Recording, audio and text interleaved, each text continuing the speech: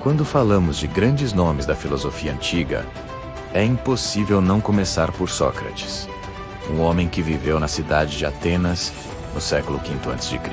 Mesmo sem ter escrito uma única linha, ele transformou para sempre a forma como o ser humano entende conhecimento, moralidade, verdade e autoconhecimento. Tornou-se uma das figuras mais influentes da história do pensamento ocidental,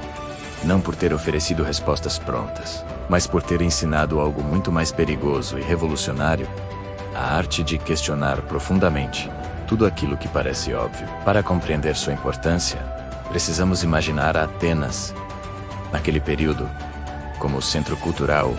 e político do mundo grego. Uma cidade vibrante, orgulhosa de sua democracia, de seus artistas, de seus estrategistas militares e de seus pensadores, mas também marcada por conflitos internos, guerras como a Guerra do Peloponeso contra Esparta,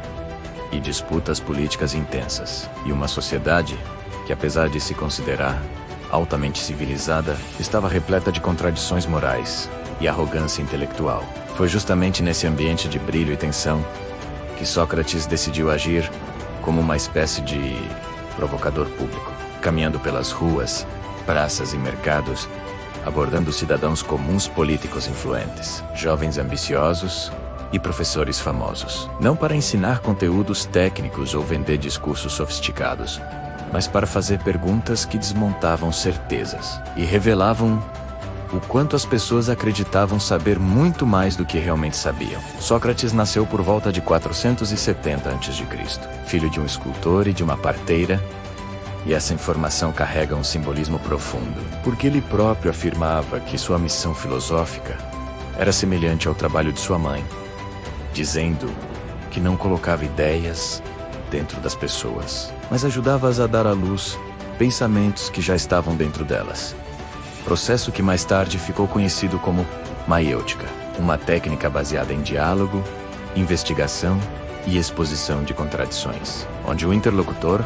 começava confiante em sua definição, mas aos poucos percebia que suas respostas eram frágeis, incoerentes ou incompletas. E esse desconforto intelectual era o ponto central do método socrático, pois ele acreditava que somente ao reconhecer a própria ignorância, o indivíduo poderia começar a buscar conhecimento verdadeiro. Diferente dos sofistas da época, que cobravam para ensinar retórica e técnicas de persuasão, muitas vezes com o objetivo de vencer debates. Sócrates não cobrava dinheiro e não prometia sucesso político. Ele prometia algo mais difícil e menos atraente: autoconhecimento, disciplina moral e responsabilidade intelectual. E talvez por isso tenha se tornado tão incômodo. Porque ao questionar figuras públicas e jovens influentes, ele expunha a superficialidade de muitos discursos e mostrava que a reputação de sabedoria não era a mesma coisa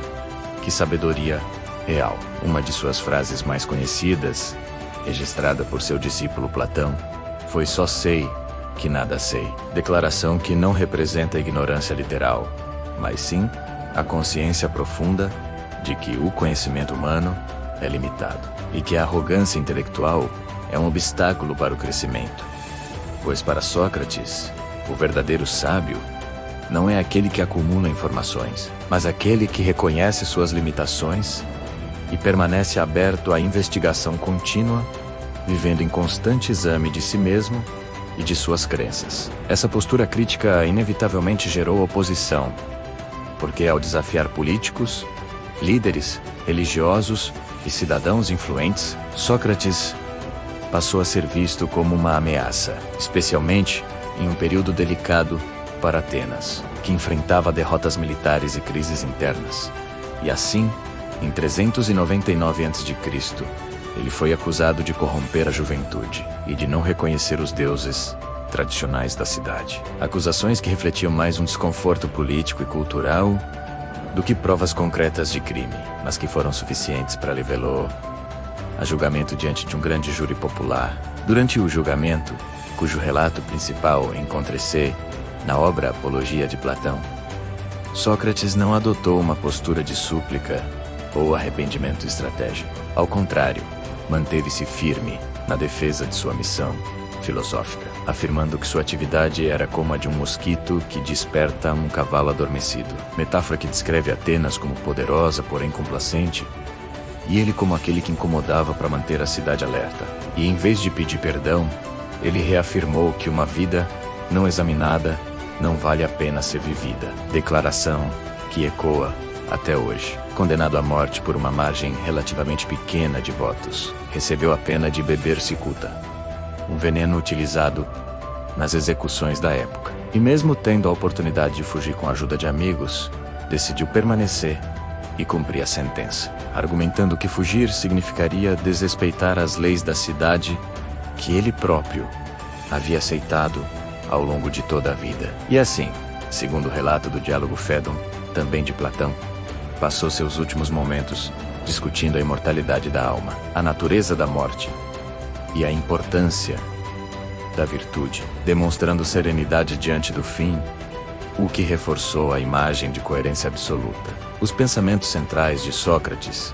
giravam em torno da ideia de que virtude está ligada ao conhecimento, pois ele acreditava que ninguém pratica o mal deliberadamente,